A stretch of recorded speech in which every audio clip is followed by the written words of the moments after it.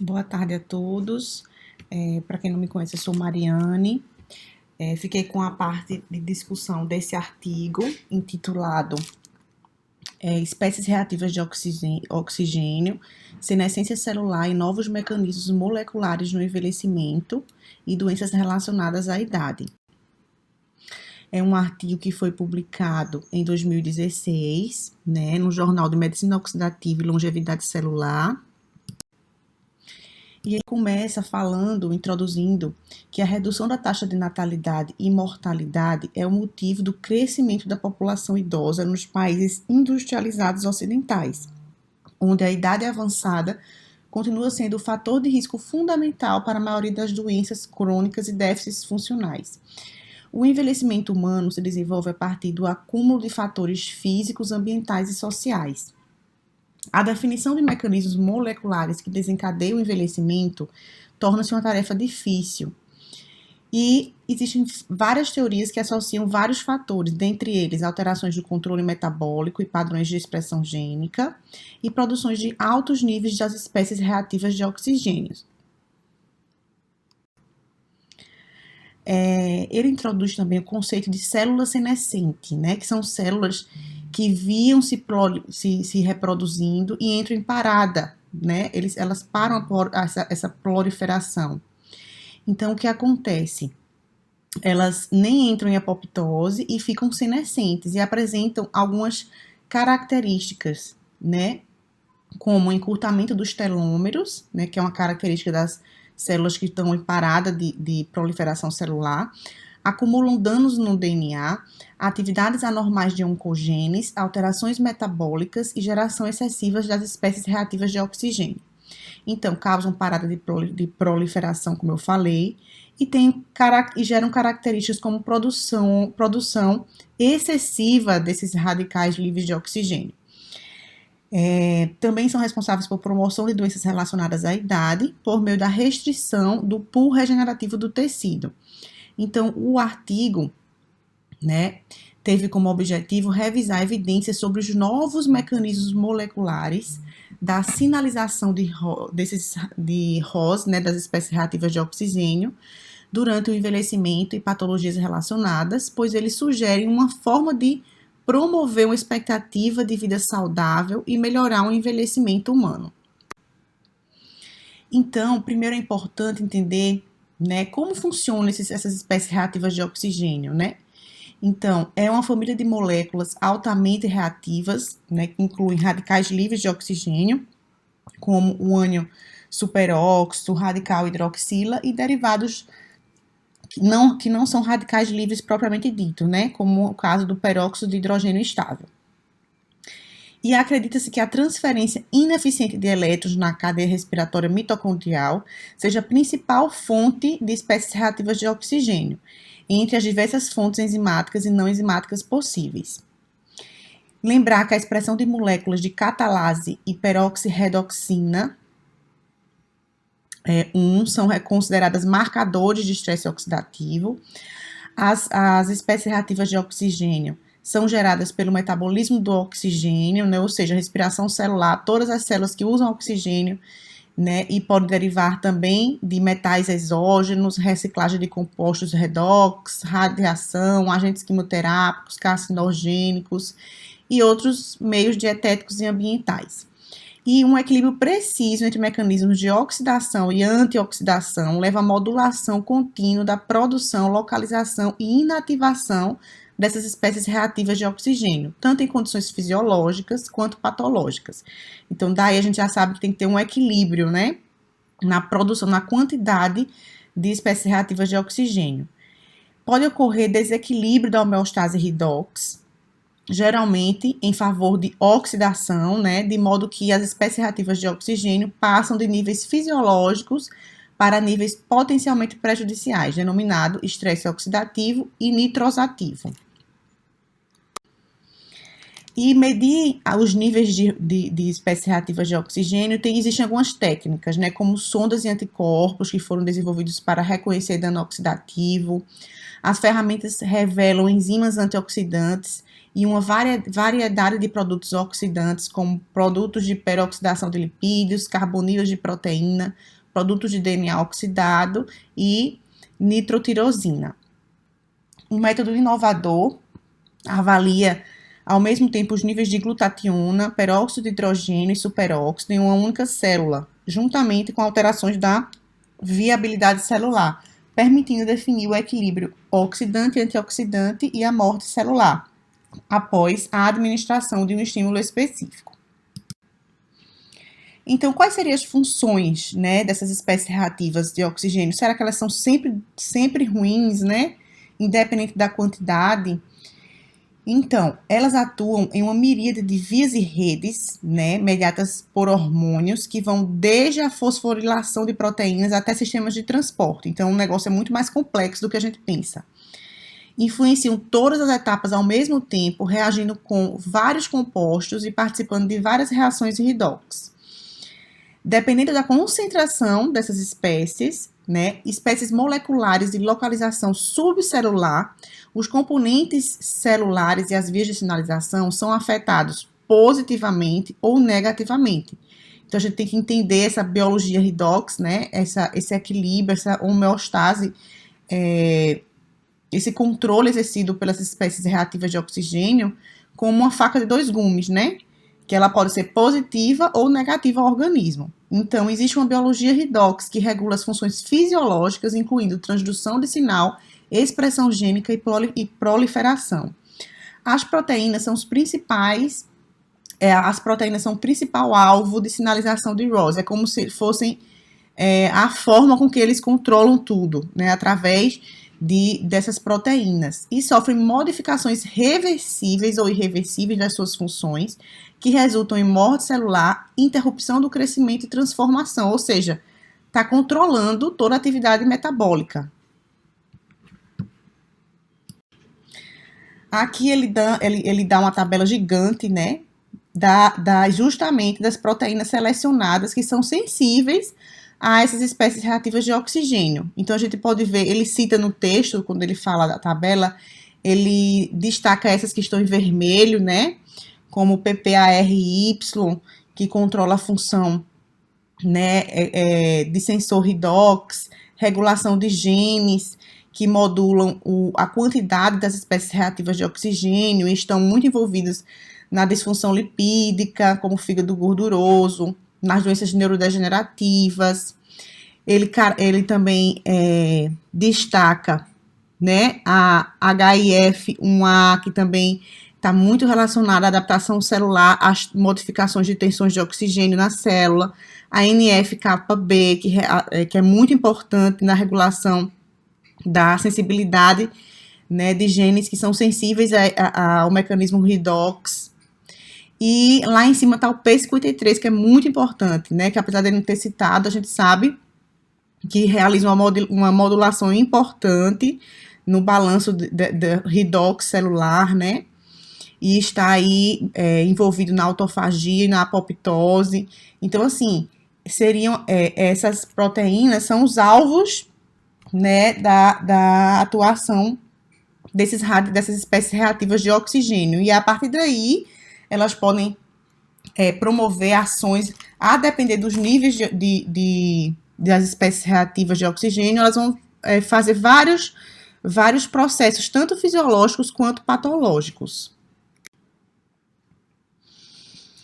Ainda falando das funções, os fatores intrínsecos e extrínsecos controlam a regulação dessas espécies reativas de oxigênio.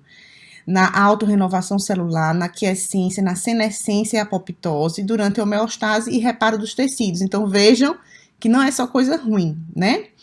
As espécies reativas de oxigênio atuam como um reostato, ou seja, é uma forma de controle, né?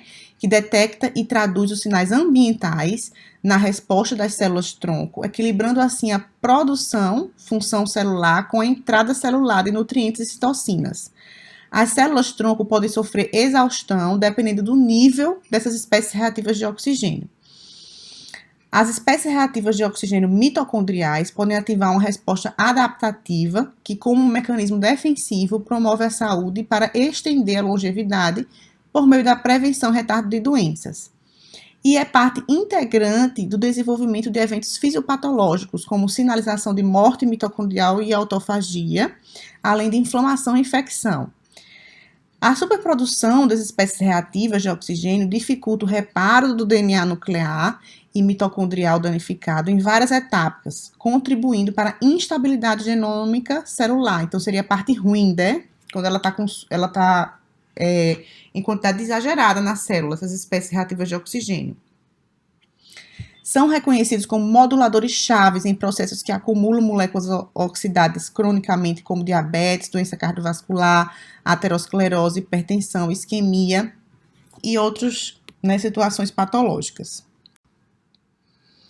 Elas também participam do desenvolvimento do câncer por meio de seus efeitos na proliferação celular, mutagênese e inibição da apoptose, deixando as células imortais. A conversa cruzada. Então, a gente sabe que existe uma conversa cruzada entre as espécies reativas de oxigênio, o gene P53, que é um gene tão conhecido, já de supressão, responsável por supressão tumoral, e o fator NF-κB, que a gente viu ali na tabela. Então, essa conversa cruzada aí vai estar muito envolvido na tumorigênese, na gênese do câncer. Então, lembrar que as espécies reativas de oxigênio também estão envolvidas aí nesse processo. As produções desreguladas dessas espécies reativas de oxigênio em células cancerosas e o consequente estresse oxidativo constitutivo pode causar o fenótipo invasivo celular. Várias investigações farmacológicas estão em andamento para manter essa homeostase das espécies reativas de oxigênio, por meio de diminuição do estresse oxidativo e aumento da defesa antioxidante, que é justamente aquele equilíbrio que eu falei. E em relação às doenças, do envelhecimento, como é que isso pode influenciar? O conhecimento insuficiente dos processos básicos do envelhecimento interfere nas intervenções. Então, quando a gente não sabe o que ao certo o que promove o envelhecimento, a gente não sabe intervir direito. Então, lembrar de doenças como diabetes, distúrbios cardiovasculares, neurodegenerativos e o câncer. Os mecanismos de envelhecimento foram agrupados em duas classes. A primeira entende o envelhecimento como geneticamente programado por processos do desenvolvimento, como senescência celular, alterações neuroendócrinas e alterações imunológicas. Já a segunda entende como danos aleatórios, acúmulo de mutações somáticas e estresse oxidativo. E, na verdade, os dois estão bem alinhados, Hoje em dia a gente não consegue separar muito, Geralmente a gente vê isso como uma coisa simultânea. E a hereditariedade genética contribui com não mais do que 3% para o envelhecimento, enquanto os processos epigenéticos e pós-transducionais imprimem uma taxa de envelhecimento significativamente diferente entre as diversas populações, bem como entre os diversos sítios anatômicos de um mesmo organismo. Então, no início do envelhecimento, a erosão dos telômeros, o estresse oxidativo e a senescência celular são eventos cruciais que se originam do metabolismo celular. Ou seja, seria um envelhecimento replicativo, uma senescência replicativa. Ou seja, a célula que está parando de proliferar, A interação mitocôndria-núcleo e alterações da homeostase mitocondrial levam a modificações dependentes da idade. O controle ineficaz das espécies reativas de oxigênio em supercomplexos mitocondriais causa alteração da sinalização dos ROS, mediando assim as respostas de estresse celular para danos dependentes da idade. Os métodos sugeridos para prolongar a vida, como restrição calórica, a gente já comentou na disciplina, e aumento da atividade da SIRT1, compartilham o efeito da redução do estresse oxidativo. Então, a SIRT1, lembrar que as sirtuínas são proteínas que têm como função reparar o DNA. Então, ela geralmente diminui o estresse oxidativo, Então, às vezes, quando a gente tem aumenta a atividade dessa sirtuína, a gente tem um efeito na redução desse estresse oxidativo. É sabido que o exercício muscular crônico protege os idosos dos danos causados pelo estresse oxidativo. e reforça suas defesas. Já o exercício agudo aumenta a produção dessas espécies reativas e os danos causados por elas, né? Animais deficientes em superóxido dismutase, né, que é outra enzima, complexo enzimático, né, geralmente codificados por esses genes SOD1, SOD3, que esses genes codificam essa enzima, né, que é uma enzima antioxidante. Então, às vezes, quando a gente tem mutações, variações genéticas nessa enzima, a gente mexe com esse equilíbrio desses radicais, dessas espécies, né, reativas de oxigênio, e aí o que acontece? Aumenta o estresse oxidativo. Então, os animais deficientes dessa enzima, né, apresentam disfunções mitocondriais que geram dano oxidativo e envelhecimento precoce.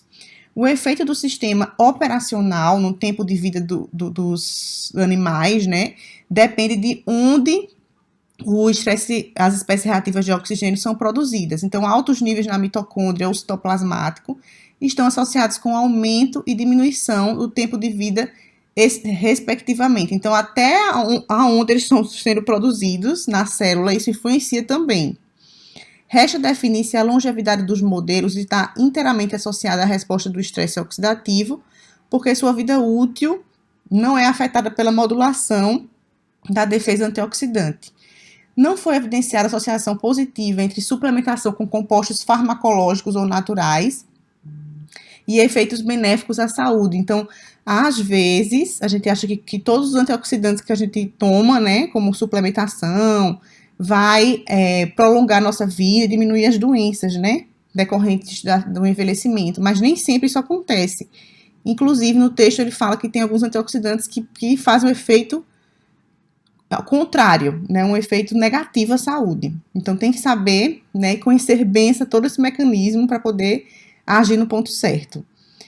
Além disso, uma série de disfunções mitocondriais independentes de ROS, das espécies reativas de oxigênio, parecem que estão envolvidas no envelhecimento, né? Que surgem dúvidas de que o estresse oxidativo é o contribuinte principal e mais concreto para o envelhecimento. Então, tem muita coisa a ser estudada ainda. As espécies reativas de oxigênio estão envolvidas em lesões em idosos que se referem à insuficiência de DNA, que é parcialmente responsável pelo envelhecimento prematuro e apoptose, envolvimento do RNA no início de doenças crônico-regenerativas e lâminas nucleares que participam da proliferação e longevidade celular. As variações de velocidade e qualidade no envelhecimento de cada organismo podem refletir as alterações peculiares que se acumularam no DNA, proteínas, lipídios, após a exposição dos organismos a estressores crônicos. Níveis baixos de radicais livres melhoram os mecanismos de defesa, induzindo respostas adaptativas. E mutações acumuladas, diminuição do metabolismo energético mitocondrial e aumento do estresse oxidativo podem contribuir para o envelhecimento humano e para essas doenças relacionadas ao envelhecimento. E agora a gente vai falar um pouco sobre epigenética, né? Modificações epigenéticas dependentes das espécies reativas de oxigênio. Então, lembrar que os ambientes intra- e extracelulares, eles mudam, né, caracteres hereditários no nível epigenético, sem alterar a sequência dos genes. Então, existe uma maquinaria epigenética que regula a transcrição e a expressão de genes, através de interação entre histonas modificadas, processos de metilação de DNA, também a presença de RNAs não codificadores e outros processos reversíveis, né? Então, seria uma parte de flexibilização da expressão, né, genética. Então, são modificações que acontecem a todo momento como uma resposta, né, gênica, né, dos estímulos ambientais. Então, os estímulos de ação longa e curta levam a efeitos epigenéticos de longo prazo herdáveis e de curto prazo não herdáveis. O artigo sugere as modificações epigenéticas como um alvo mais atraente para intervenções terapêuticas, né, em humanos do que a modificação genética em si. Então, o estresse oxidativo opera modificações na histona e no DNA, certo? Agindo em fases epigenéticas interconectadas durante a regulação do DNA mitocondrial e nuclear. E as espécies reativas de oxigênio podem causar ativação e repressão epigenética, agindo como compostos nucleofílicos que aceleram e desaceleram as reações de hidrólise e esterificação. Ou seja, é o ambiente, através da produção dessas espécies reativas de oxigênio, entre aspas, modificando reversivelmente, né, a expressão genética, né? Então, a gente fala isso, chama isso de epigenética, certo? Da metilação das espécies reativas de oxigênio. E aí a gente parte para falar das espécies reativas de oxigênio em relação à própria senescência celular. A senescência celular indicou a parada irreversível do crescimento G1 de células primárias normais, que ocorre após as células terem acumulado dano durante o tempo, durante extensas passagens de cultura. Isso, como eu já tinha falado aqui, essa expressão é a senescência replicativa, ou seja, por estímulos endógenos, a célula para de proliferar, né? É a senescência replicativa, através daquele encurtamento de telômeros, né, que a gente tinha visto. As células resistem à apoptose e enfrentam a progressão maligna por meio da citostase, contribuindo causalmente para a indução e manutenção da senescência celular. Então, são células que têm formato grande, plano, rica granularidade citoplasmática e vacuolar, altos níveis de atividade dentro dos lisossomos, da atividade da galactosidase, que é a SA-beta-gal, ou seja, isso é um marcador importante de senescência, né? As células senescentes têm altos níveis dessa enzima aí, a SA-beta-gal, assim como P16, P21 e todos esses marcadores aí, certo? Então, o estresse oxidativo, a deterioração mitocondrial, dano ao DNA, expressão de oncogênese e perda dos supressores, como esses outros aí citados, podem induzir a senescência celular. A senescência replicativa, que é provocada por estímulos endógenos, como eu falei, é a diferença da senescência prematura induzida por estresse, que é provocada por estímulos exógenos. Eventos intrínsecos e extrínsecos podem induzir tanto a senescência celular quanto a apoptose, dependendo do nível de comprometimento da homeostase celular e da atividade do P53. As vias mitocondriais específicas contribuem para preparar o processo de senescência por meio da alteração do estado redox da mitocôndria. E o secretoma são moléculas secretadas pelas células senescentes, ou seja, as células que estão senescentes produzem várias moléculas que a gente pode chamar de secretoma. Atuam em eventos fisiológicos e patológicos, como remodelação tecidual durante a embriogênese, reparo tecidual nas cicatrizações de feridas e indução do envelhecimento, além de doenças relacionadas ao envelhecimento de diversos organismos. Então, a senescência nem sempre é um processo ruim. Então, ela é o que eu tinha conversado.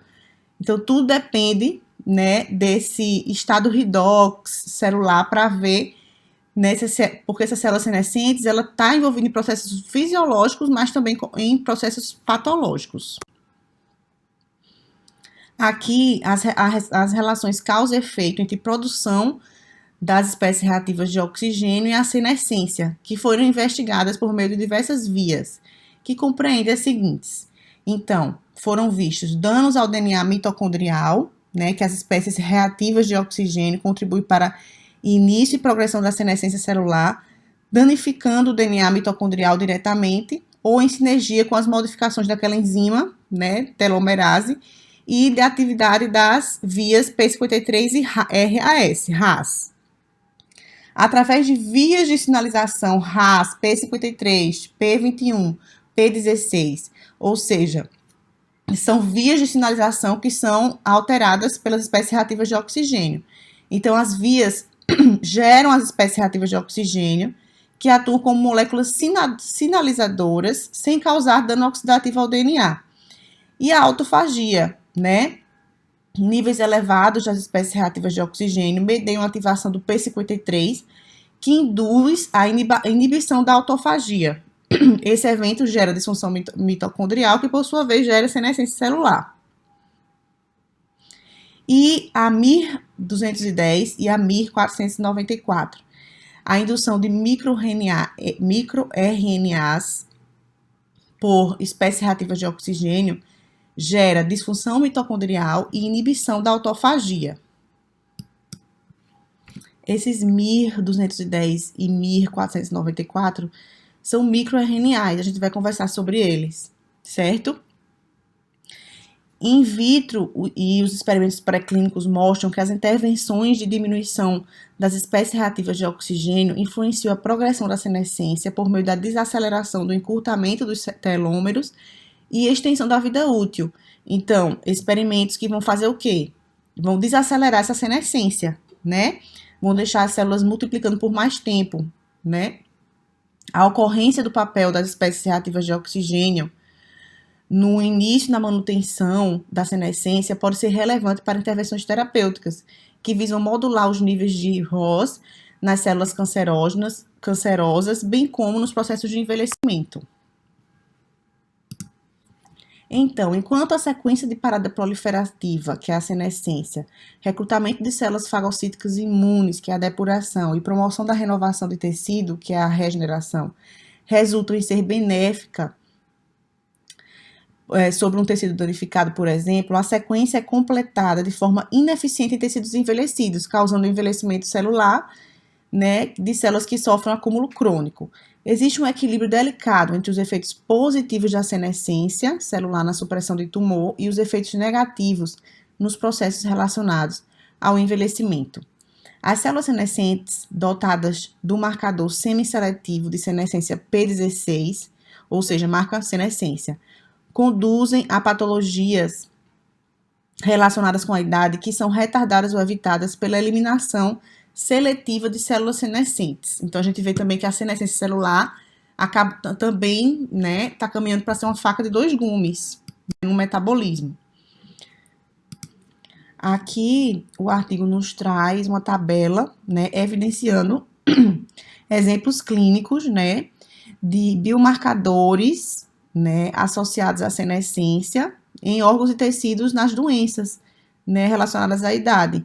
Então, a gente vê aqui, por exemplo, né, câncer de pulmão relacionado à presença da celular da SA-beta-gal, que é aquele marcador de célula senescente, né, da mesma forma, câncer de fígado, câncer de próstata também. Vejam como a SA-beta-gal está sempre, né, nessas doenças, a presença dela, né, marcando a senescência celular. Quantas células senescentes estão presentes nesses processos, né, patológicos? Então, há uma série por exemplo, hipertensão pulmonar, né, a gente vê muita presença do P16 e P21, né, então são várias doenças e mostrando a presença desses biomarcadores de senescência.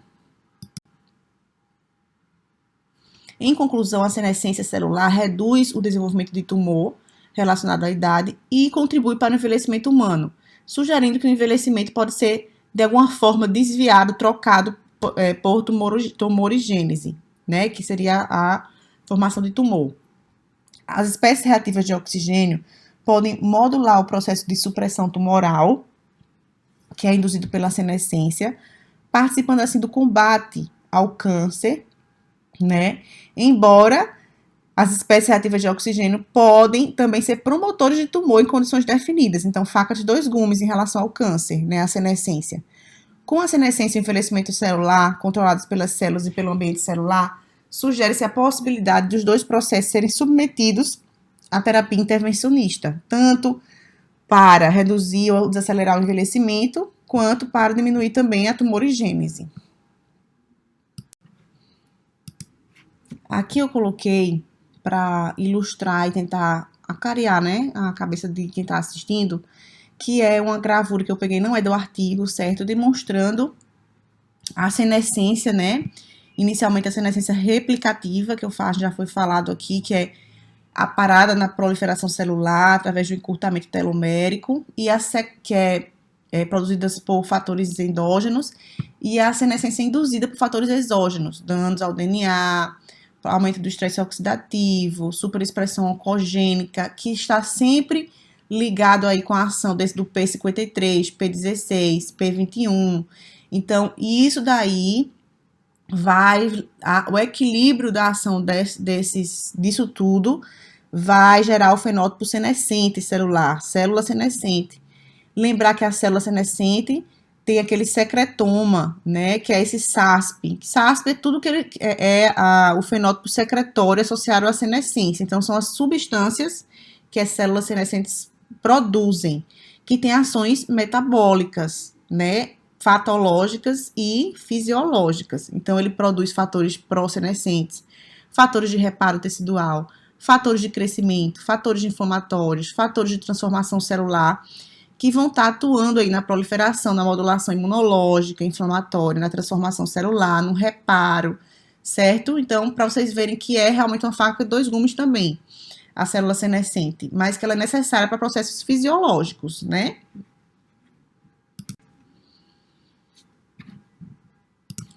Então, aqui a gente vai conversar sobre o mecanismo epigenético de controle da célula senescente através do envolvimento de espécies reativas de oxigênio, que é o que a gente vem falando, né? O controle epigenético da senescência celular aguda e crônica permite que os dois processos que estão envolvidos em várias condições que levam à longevidade das células, prevenindo a morte celular e a tumorigênese. A revogação das vias supressoras de tumor contorna a senescência celular, levando à aquisição de fenótipos tumorigênicos. Algumas mudanças regulativas envolvem as proteínas histonas, que coordenam a acessibilidade ao DNA, por meio de fatores de transcrição, além da replicação e reparo do DNA. Esse complexo aí, que é o PRC2, inicia e preserva a metilação de histonas específicas, agindo assim como uma marca epigenética que medeia genes-alvo.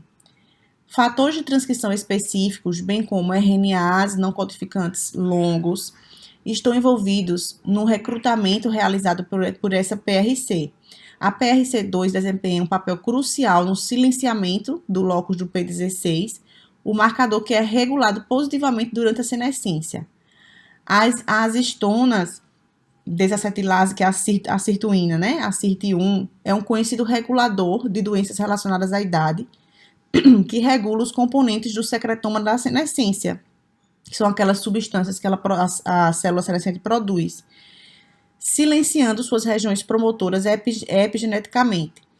O SIRT1 desempenha um papel fundamental na modulação do estresse, também por meio da desacetilação do P53, agindo contra envelhecimento e doenças relacionadas à idade. Então, a gente conversou sobre os mecanismos epigenéticos de controle da senescência. Então, como tudo isso está dinâmico acontecendo, né? O aumento característico das espécies reativas de oxigênio durante o envelhecimento pode ser responsável pela diminuição da atividade da SIRT1, o que facilita o fenótipo do tipo senescente. SIRT1 causa efeitos oxidantes, bem como antioxidantes, agindo em modificações epigenéticas que incluem acetilação e desacetilação. Acredita-se que um melhor conhecimento da ordem que esses mecanismos epigenéticos mudam durante a progressão da senescência seja vital para encontrar terapias contra distúrbios relacionados à idade. E aí a gente chegou a falar agora para falar sobre o RNA não codificador. São regiões na sequência do RNA não codificadas, que é conhecido como os INcRNAs longos e os INCRAs, vou falar assim, curtos, certo? Entre os INcRNAs curtos, os microRNAs, que são os MIRNAs, né, surgiram como sendo capazes de controlar a expressão do gene, seja por bloqueio da tradução do RNA mensageiro direcionado ou pela degradação do RNA. Na verdade, gente, são regiões do RNA que não são capazes de serem codificadas, certo? E aí a gente controla expressões de genes, porque a gente vai ver o que vai ser expresso ou não. Então, quando a gente fala de MIRNAs, são microRNAs, certo? Que são regiões não codificadas. Estudos toxicológicos associam o aumento da produção das espécies reativas de oxigênio com o aumento da expressão de um conjunto de 115 microRNAs, que afetam significativamente a via de sinalização do P53, ou seja, né, vai influenciar em tudo aquilo que a gente já conversou. Várias famílias, né, de microRNAs controlam a senescência celular em vários níveis, regulando o processo de autofagia e expressão gênica envolvido na produção de ATP e de espécies reativas de oxigênio. Se eu tenho uma desregulação desses microRNAs, causa uma ativação de vias que eles normalmente reprimem. O evento pode gerar vias aberrantes e também um mecanismo de envelhecimento em indivíduos jovens. Não está claro se essas modificações estão principalmente envolvidas no início das alterações patológicas ou se marcam o fim da senescência, o que leva ao envelhecimento e disfunção dos órgãos. A suprarregulação ou superexpressão do MIR34A, que é um microRNA, esse MIR34A, foi associada à inibição da proliferação celular, subsequente indução da senescência e morte prematura, tanto em células progenitoras endoteliais quanto em células maduras. O MIR34A causa prejuízo da função de memória quando é regulado positivamente em camundongos idosos e em modelos para doença de Alzheimer. E o MIR34A humano é regulado para baixo no cérebro dos pacientes com doença de Parkinson, enquanto é regulado positivamente em cérebros com doença de Alzheimer. Olha só a relação com as doenças, né? Desses microRNAs. Os efeitos do estresse oxidativo na homeostase vascular, incluindo angiogênese em processos fisiológicos, doenças relacionadas à idade, são amplamente estudados em células endoteliais da veia umbilical humana, considerando que os microRNAs modulam a resposta de células endoteliais ao estresse oxidativo. A família do MIR200 desempenha um papel causador no fenótipo inflamatório diabético vascular em um modelo diabético e na vasculopatia humana, sugerindo que a inibição desse MIR200, que é um microRNA, pode representar um alvo terapêutico para prevenir os efeitos negativos do sistema operacional na função celular e na sobrevivência. Então, são estudos que estão sendo feitos, né, com esses microRNAs, abrindo aí uma possibilidade de intervenção terapêutica, né, para diminuir esses processos oxidativos e negativos, né, ao organismo.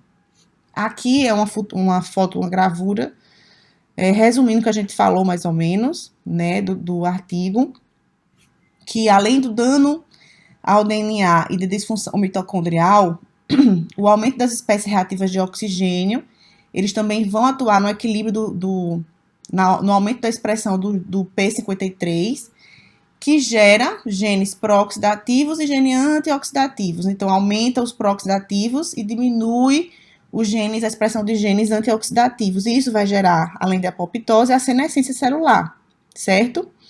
E aí, a senescência celular, né, tem os seus efeitos benéficos, né? Como supressão tumoral, fibrose hepática, né? Fibrose cardíaca, são os efeitos naturais, supressão tumoral, como eu falei, e os efeitos negativos, né, como promoção de tumor, obesidade, diabetes, aterosclerose e outras doenças relacionadas à idade. E lembrar que o envelhecimento está gerando esse MIR, que é um microRNA, a expressão do MIR34A, que, a depender do seu nível, né, pode estar aí influenciando na expressão da SIRT1, né, lembrar que é uma enzima antioxidante, que é importante para equilibrar esse balanço, né, entre oxidação e processos antioxidativos. Então, se esse MIR34A estiver em altos níveis, eu vou desregular a ação tanto do PNUT quanto do SIRT1, que tem ação antioxidativa. E aí vai gerar dano celular e aquilo tudo, e as doenças relacionadas à idade. E aí, falando sobre conclusão, né, e perspectivas futuras. Então, o envelhecimento saudável surge como uma prioridade ideal, né, da saúde, que passa por uma melhor compreensão do envelhecimento, com o objetivo de abrandar o processo e prevenir ou mesmo tratar as patologias associadas. O processo de senescência é considerado uma marca registrada do envelhecimento, porque conduz as células através da longevidade, dificultando a tumorigênese e a morte celular, e está envolvido com muitas doenças relacionadas à idade. Lembrar que ela pode ser uma faca de dois gumes, né? A depender de todo esse equilíbrio. As células senescentes produzem um secretoma específico que causa efeitos benéficos por meio de seu mecanismo autócrino e parácrino. Quando a programação das células senescentes é desenvolvida de forma ineficiente, como ocorre durante o envelhecimento, o secretoma causa efeitos prejudiciais, como eu falei. As espécies reativas de oxigênio, geradas através de eventos intrínsecos e extrínsecos, inibem o crescimento celular e induzem a morte celular e a senescência de uma maneira dependente do contexto. Através da compreensão do papel do estresse oxidativo, né, das espécies reativas de oxigênio como moléculas de sinalização, em uma miríade de vias, né, que a gente viu, os níveis das espécies reativas não são mais consideradas meros subprodutos metabólicos, mas são considerados uma biologia redox, né? Biologia redox, parece até um eixo, né, hormonal de controle. Aquele reostato, né, que regula as funções fisiológicas, incluindo transdução de sinal, expressão gênica e proliferação. Mais recentemente, a atenção particular tem sido dada ao envolvimento das espécies reativas de oxigênio como moléculas sinalizadoras na indução da senescência, sem causar danos ao DNA. A modulação epigenética fornece a interface essencial e flexível entre organismo e ambiente, o que resulta em ser essencial para todas as funções celulares ao longo da vida. As células senescentes foram identificadas como um novo alvo terapêutico potencial, né? Principalmente para prevenir essas doenças relacionadas à idade. Mais pesquisas são necessárias para definir quando e onde a senescência resulta em ser favorável ou desfavorável à saúde do organismo.